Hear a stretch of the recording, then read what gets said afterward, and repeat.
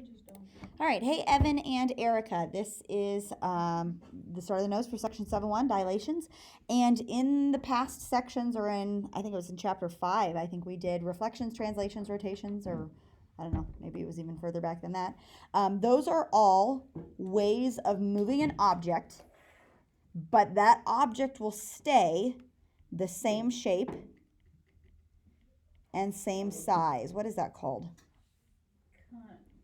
If they stay the same shape, same size, they are congruent. Okay, they stay congruent.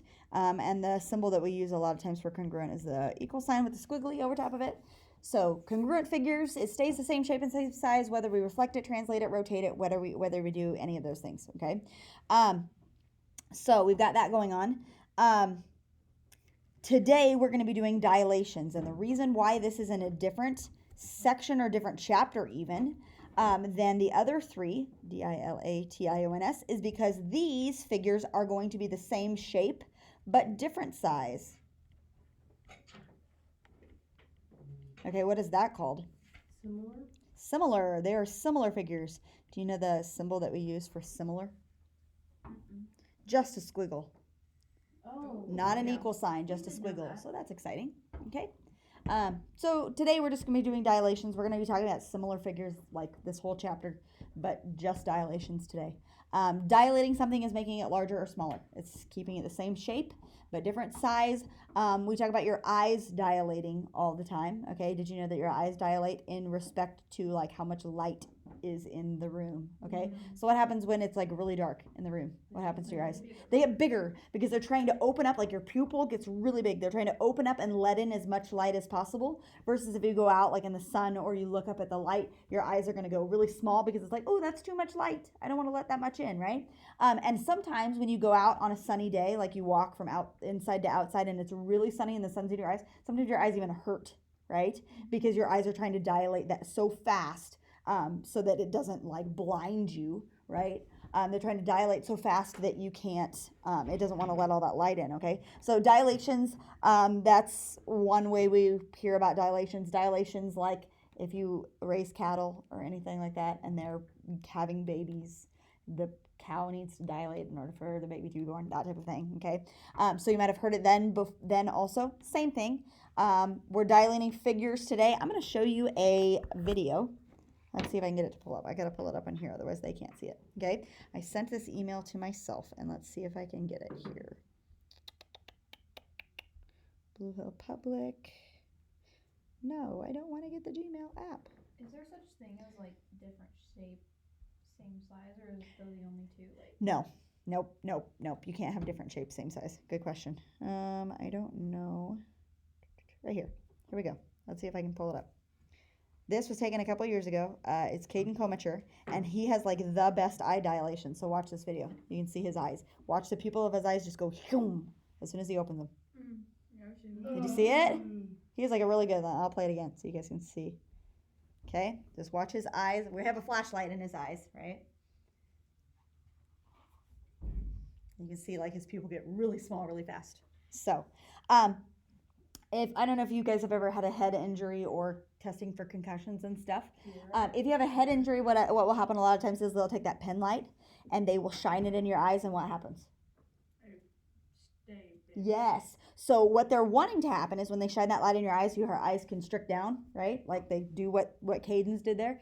And if you have a head injury, then that means your like nerve endings are not connecting to your eyeballs and all that good stuff, and it's not working properly because there's probably blood in your brain from a concussion. And what will happen is it's not going to dilate like it's supposed to, and then you have some pretty serious things going on. So, dilations are all over the place. You just, maybe didn't recognize them before. So similar figures, that's what this whole chapter is about, but dilations particularly. Let's go down to example 1. You guys have a note card that we're going to use, and we're just going to use that. You could use a straight edge, you could use the side of your paper, whatever. We're going to connect each one of these shapes to point D, and point D is going to be the place that we are dilating around, okay?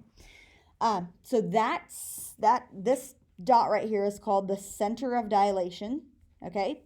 And you guys maybe have seen this with your like smartphones and stuff. because if I have this figure off to the side over here on the left, and I zoom in, but the place that I zoom in is around this object, right? It's gonna look differently if I zoom directly over top of this object, right here like this, than if I zoom on this object, it's gonna do one of these, right? So wherever I zoom at is going to change the outcome of where he ends up, okay? I want it to be a scale factor of 1/2. What does that mean? We're making it smaller. And where's the object going to go if I have a scale factor of 1/2? Is it going to be like right inside of here smaller? No. If I was zooming right here, it would be smaller like that, right? But where is he going to end up? If I zoom over here and I make him half the size, where is he going to be? Over here. He's going to go toward that center of dilation, right? Okay, so that's where he's going to end up, somewhere over there. All right, you're going to use your note card. And we're going to measure, like I'm going to use my note card. I'm going to put my note card like here. Do you see how I'm saying? I'm trying to do this on the video so that they can see. Put your note card there and mark on your note card where that's at, right? Okay, then what you're going to do is you're going to take this side and you're going to fold it over so that it matches up right here to measure the halfway point.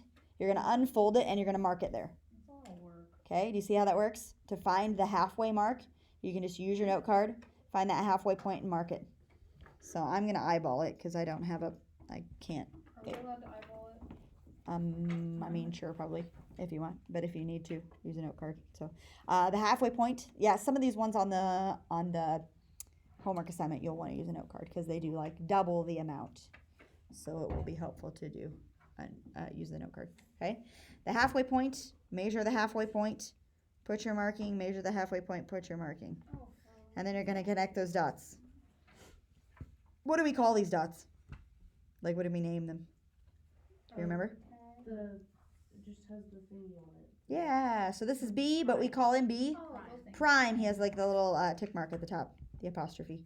So A prime, B prime, C prime. That shows me which one was the original one, which one is the new one. So that's what he looks like, okay? Now, same shape, but different size, yeah? That's what he should be, okay? And we zoomed it in toward there, and he is half as big as he was before and half the distance to the center, right? Half the distance to the center. Okay. All right. Good. No, not yet. No? Okay. I'll wait.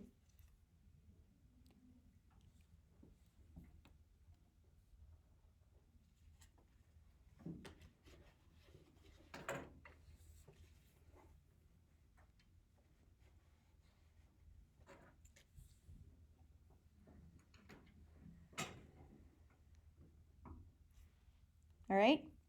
Okay, now they have is that a microscope? Is that what we're doing here? No, a photo enlarger thing, okay? So now we're looking for scale factor and we're trying to figure out like the size of these things when I make them bigger, smaller. To create different size prints, you can adjust the distance between the film negative and the enlarged prints by using a photographic enlarger. This is what they used to do in the olden days. They would put like a little film strip here and then it would enlarge it on here and it would print it or whatever. I don't even really know how it works, but that's how they used to do it in the olden days. So suppose the distance between the light source C, this is the light, and the negative, which is point P, this guy right here is 45 millimeters. So let me kind of show you how this works. Here's my light source. I'm going to draw this out. Here's where P is, and this distance from here to here is 45. Okay, something like that. To what distance should P to P prime be? Should you adjust the enlarger to create a 22.75 centimeter wide print, blah, blah, blah, from a 35 millimeter wide print? What the heck is going on here? So we've got the bigger one, which is kind of a bigger triangle. Okay, and like here's where my first triangle would have been. Do you see kind of how this works? I'm taking this whole big thing, right? Okay. We have a 22.75 centimeter wide print. This is 22.75 centimeters on the bottom here. This is how wide this is. And the 35 millimeter wide negative. So from here to here is 35 millimeters. Okay. Let's use that to find this length here. We're going to use that to find that amount, okay? And these are similar figures, and so we're going to do a lot of like the cross multiply divide thing, you know what I'm talking about? Oh, yeah. Yeah. So this guy is in millimeters, okay? Now, do I have to do my conversion, like do I have to convert from millimeters to centimeters Yeah. and vice versa? Yeah, maybe. You can, but as long as you stay in the same relationship, like if these are both in millimeters and these are both in centimeters, you don't have to. Okay? So you can save some time that way. So let's call this guy X, right? Okay, and let's set up a proportion. Have you guys done proportions before? This over that equals this over that, and you solve for X. What would you like to put over what?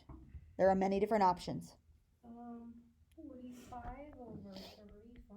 Okay, 45 over 35 That's weird. equals X over 22.7. X over 22.75. Okay, Jalen said that's weird. How would you do it, Jalen? I don't know, but not that. Not that, what would you do? It just doesn't make sense in my head. It doesn't make sense in your head. How would you do it? You can do it like a ton of different ways. You just go. I do 35 and Like I could go like and say 45. I could say I could say 45 over X like equals that. 35. That's Sure. what I would have done. You could do it that way. Okay, so you can set it up that way too, and it doesn't matter because ultimately what I'm going to do is the first thing that I'm going to multiply together is the 45 and the 22.75. And if I do that for the second one, 45 times 22.75, it doesn't matter where I put it, right?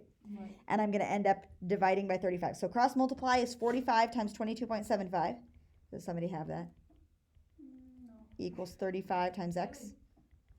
Haley's got it. She's slacking on her 22.75. 45 times 22.75. That's a big number. That's a big number. What is it? It's 1,023.7. 1023.75. Okay. And then we want to divide the 35 over. So divide by 35. So X is going to be something.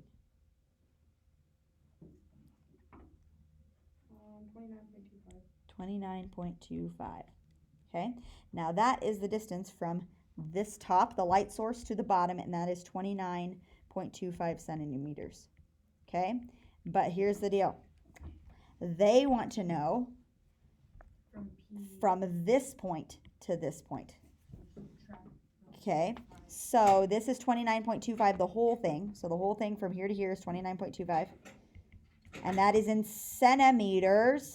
And the distance from here to here is 35 millimeters.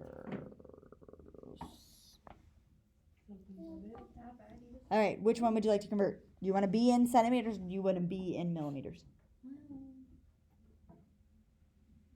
Maybe Probably probably millimeters. change the millimeters. Well, Probably be in millimeters. You don't really have. You want to be in millimeters so we don't have decimals? Yeah. No Isn't it decimals. 45 though? Is it 40? Oh, it's 45. You're right. I'm lying. 45 is that top, right? So do you want to be in millimeters or be in centimeters? In millimeters. You want to be in millimeters. Okay, how many millimeters is 29.25 centimeters? What? How many centimeters are in a millimeter? Or how many millimeters are in a centimeter? No, it's just 10. 10. So this would be 292.5. Yeah. That's in millimeters. Okay. Then I subtract the 45. So 292.5 minus 45 is how many millimeters?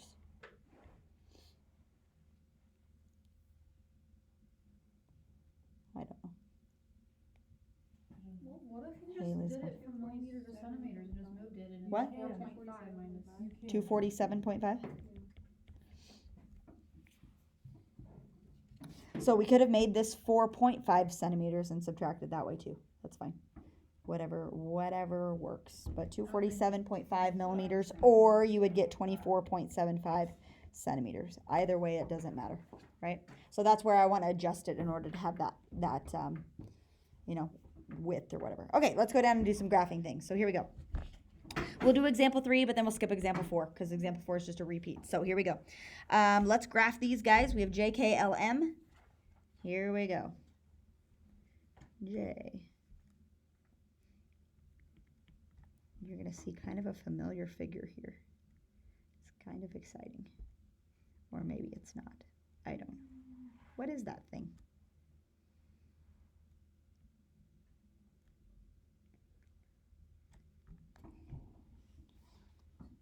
That's a trapezoid. Is it isosceles trapezoid? Nope, just a regular trapezoid. So that's kind of fun. Okay. All right. Now we are dilating that thing, which means we're either making it larger or smaller.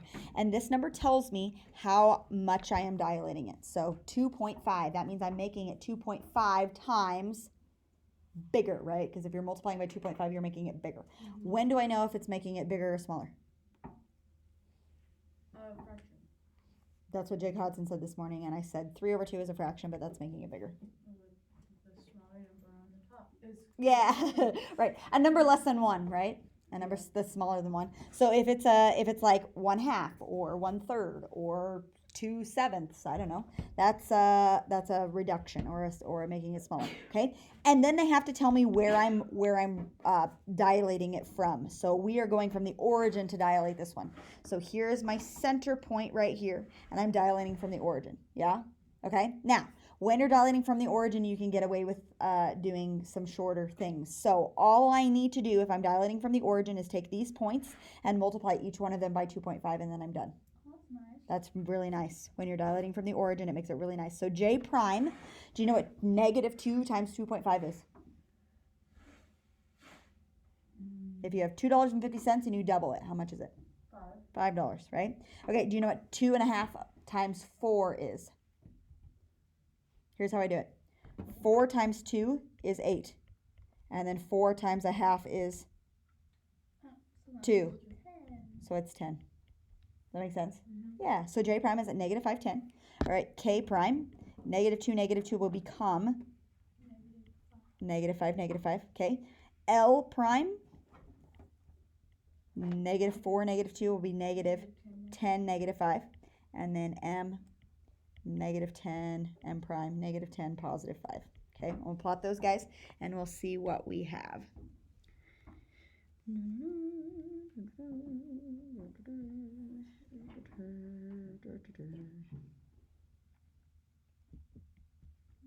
And here is what he looks like. How's come this figure is not over top of the other one, right? If you zoom in, shouldn't it be like surrounding him? It's on the origin. Right, it's going from the origin, and the fact that the origin is not inside of the figure to begin with makes it so he's not going to be encompassed around the outside of him, right? Does that make sense? Was that confusing? I don't know. All right, last one, B. Maybe. Are we doing okay? All right, I'm gonna start plotting B. B looks a little different. B is a rectangle.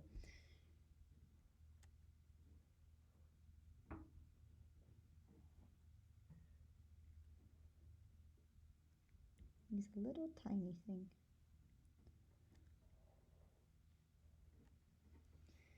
So B, C, D, E. There's where he is. B, C, D, E. Okay, and this one the rules are a little different because we're not starting at the origin. Our center of dilation is not the origin. It's kind of tiny. What is our center of dilation?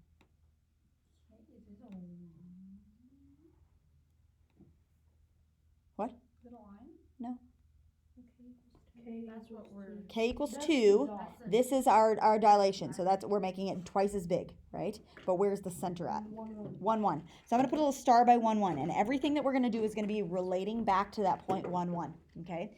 And 2 is my scale factor, all right? This is how you do these. We can't just take each one of these multiply by 2 because we're not doing the origin, right? So here's the deal. So I look at this, and B is starting from this dot. Ready? To get to B, I go 2 down and 2 over. I want to make that twice as much. So I'm going to go 4 down, 4 over. There's where my new B is. Does that make sense? Yeah? Okay, so then C is 2 down and 5 over. So I'm going to go 4 down and 10 over for C. So that's C prime. Does that make sense? Yeah? E, how many would we go down for E? Down 4 over 2. So now we're going to go down 8 over 4. And he should be right below B, right? And then D, you can kind of just figure out where he's going to be. But D is 4 down, 5 over. So we're going to go 8 down, 10 over. So D is going to be here. And there is where our new figure is. Also, one more thing. That rectangle to begin with was a 2 by 3. And if I make that double as big, this should be a 4 by 6. Is he a 4 by 6? Yeah. Yeah, he is.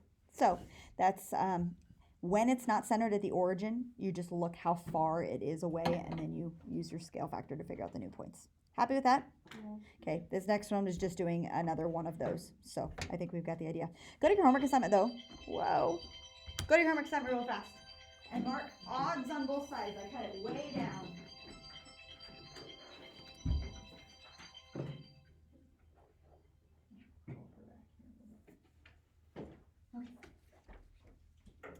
All right, odds on both sides. I cut it way down. Okay.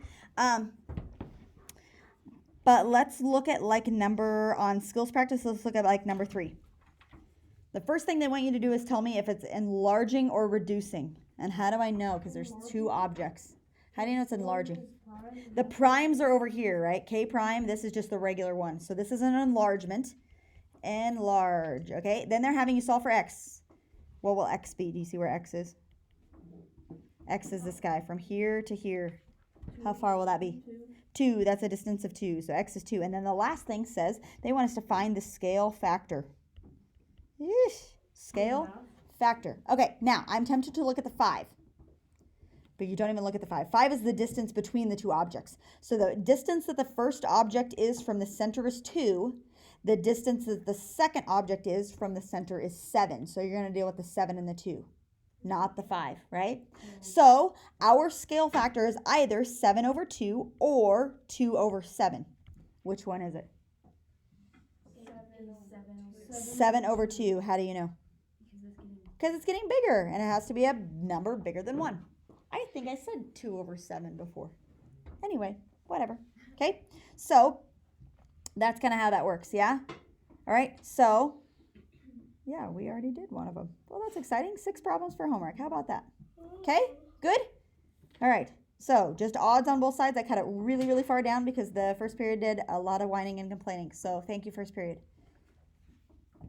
All right, goodbye, people in the video.